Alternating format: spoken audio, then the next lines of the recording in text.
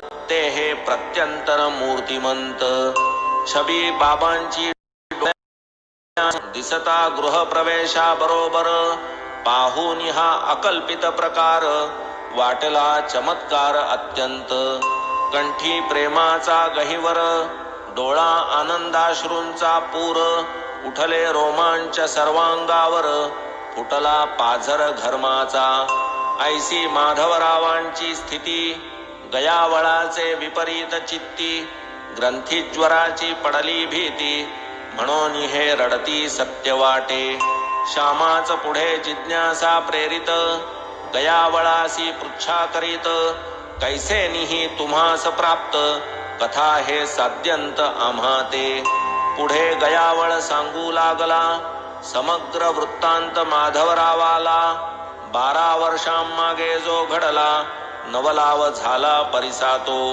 1 ना 2 300 नोकर, गयावळाचे पगारदार, मनमाड आणि पुणतांब्यावर, यात्रा सविस्तर नोंदीत. यात्रेकरूंची लावावी सोय, गयावळांचा नित्य व्यवसाय, चालले असता ऐसे कार्य, गयावळ हा जाय शिर्डीते. साई समर्थ मोठे संत, ऐसी त्याने परिसिली मात, व्हावे तयांच्या दर्शने पुनीत, धरिला हा हेत तयाने. घेतले साई बाबांचे दर्शन, करुनिया पायांचे वंदन, छबी तयांची संपादन, इच्छा ही निर्माण जाहली. होती माधवरावांपाशी, छबी एक टांगिली भिंतीसी, गयावळ मागू लागला ती येसी, पुसुनी बाबांसी ती दिधली. तीच की ती आपुली छबी, तोच गयावळ हे मग आठवी. तेथेच बाबा कैसे मज पाठवी, कैसे मज भेटवी दीर्घकाले. वस्तुस्थिती पाहू जाता, 12 वर्षांमागील वार्ता, कोण किमर्थ की ही स्मरता, कधी न चित्ता आठवली. परी बाबांची अगाध लीला, तेथेच पाठविले श्यामाला, तेथेच दिधले निज दर्शनाला, गयावळ ही धाला अत्यंत. हीच की दिधली आपुले येथून, साई बाबांची आज्ञा घेऊन, याच गयावळा लागून, जाहले स्मरण श्यामास. यांचेच येथे पूर्वी आपण, उतरलो होतो शिर्डीस येऊन, यांनीच बाबांचे करविले दर्शन, जाहले स्मरण गयावळा. मग परस्पर कृतोपकार, नाही आनंदा पारावार, ठेविली उत्तम व्यवस्था फार, त्यांनी गयेवर श्यामाची. तया घरची काय श्रीमंती, दारी जयाचे झुलती हत्ती, आपण पालखी माझी बैसती, श्यामास बैसविती हत्तीवर. आनंदे विष्णुपदावर जाऊन, पूजा संभार सवे घेऊन, घातले देवास अभिषेक स्नान, केले पिंड प्रदान यथाविधी.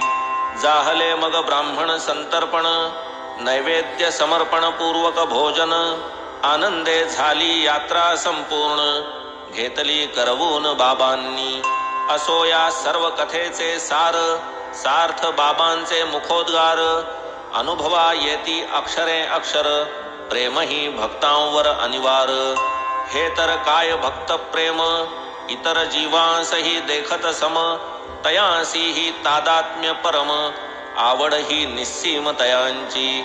कधी लेंडीहून मशिदी येता, सहज मार्गे चालता चालता, कळप एकदा शेळ्यांचा भेटता, परमानंदता बाबांस. तव त्या समस्त कळपावरून, निज अमृत दृष्टी फिरवून, त्यातून कधी 1-2 शेळ्या ते निवडून काढीत. धणी मागेल जी ती किंमत, बाबा तात्काळ देऊन टाकीत, कोंडाजीचे पाशी ठेवीत, ऐसी ही पद्धत बाबांची. एके दिवशी शेळ्या 2, किंमत 32 देऊन, बाबा आले खरीदून, सकळा लागून आश्चर्य. पडता या दोन्ही दृष्टी, अवचित आवडी उपजली पोटी, जाऊन या तयांचे निकटी, पाठी थोपटी तयांची. पशुजन्मी देखून उभयता, कृपा उपजली साई समर्था, स्थिती पाहोनी कळवळले चित्ता, प्रेमोद्रेकता दाटली. घेवोनिया तयांसी जवळी, साई प्रेमे तया कुरवाळी. साश्चर्य झाली भक्त मंडळी, पाहोनी नव्हाळी बाबांची. पूर्वजन्मीचा लोभ परम, स्मरला साईंस आले प्रेम. पाहुनी तयांचा पशुजन्म, कळवळा अप्रतिम उपजला. 2 रुपये जिची किंमत, 3 अथवा 4 तिजप्रत.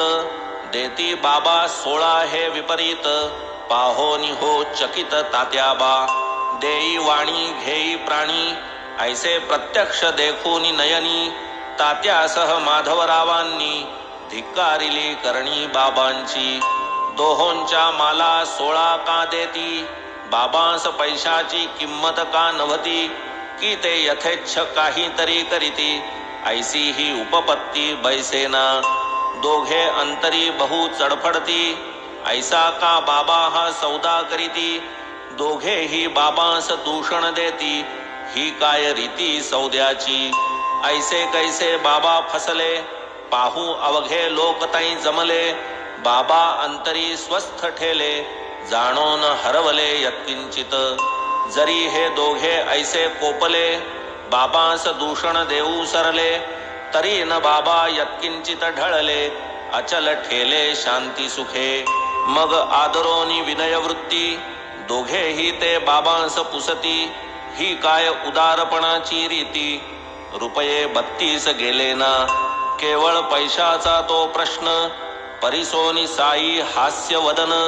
मनी म्हणे हे वेडे जन, कैसे म्या समाधान करावे. परी बाबांची शांती विलक्षण, स्थैर्य न ढळे अणुप्रमाण. हेच परम शांतीचे लक्षण, आश्चर्य अवघे जण करिताती.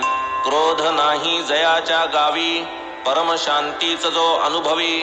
भूतमात्री जो भगवंत भावी, कैशी त्या शिवावी अविवेकता. विवेक दृष्टीचे जे निधडे, क्रोध येऊन देती पुढे. विपाये जै हा प्रसंग जडे, भांडार उघडे शांतीचे. अल्ला मालिक निरंतर ध्यान, तयाचे कायवानु महिमान. चरित्र अगाध आणिक गहन, अतिपावन हितकर. ज्ञानगर्भ वैराग्य निधी, निज शांतीचा जो उदधी. करुणा परिपूर्ण जयाची बुद्धी, वदला त्रिशुद्धी ते परियेसा. पाहुनिया दोघांचा आग्रह, बाबांनीही केला निग्रह. ज्या मज बसाया ठावना गृह, त्या मज संग्रह किमर्थ.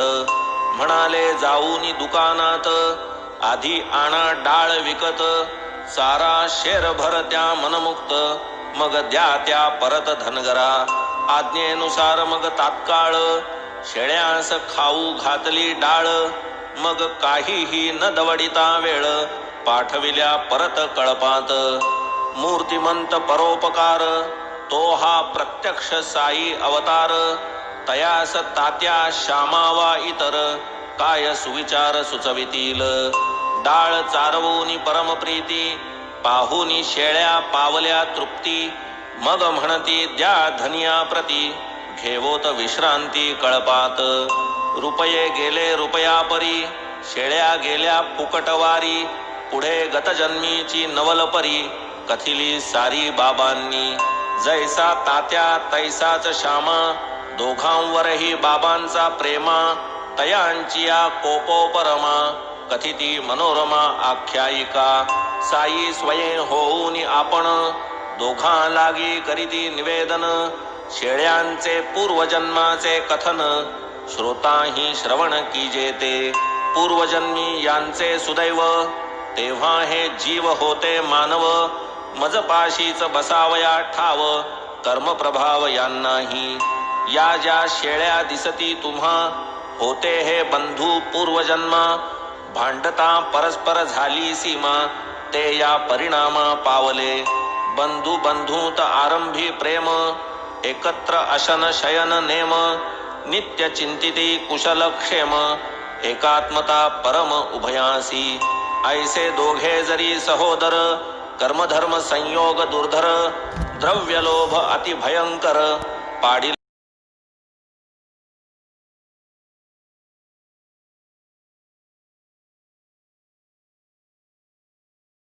तव महाराज झाले कथिते एका विनोदपर आख्यायिकेते जेणे अनंतराव समाधानाते पावले साफल्यते ज्ञानाच्या ती अल्पाक्षर परमसार कथा कथितो भा श्रवण तत्पर विनोद परी तो बोधपर कोण अनादर करील बाबा देत प्रत्युत्तर एकदा एक आला सौदागर तेव्हा एक घोडे समोर झाली लेंडार नवांचे सौदागर निज कार्य तत्पर लेंडिया पडता पसरिला पदर बांधून घेता घट्ट त्या समग्र चित्तैकाग्र्य लाधला हे काय वदले साई समर्थ काय असावा की मथितार्थ लेंडिया संग्रही सौदागर किमर्थ काहीही अर्थ कळेना ऐसा विचार करीत करीत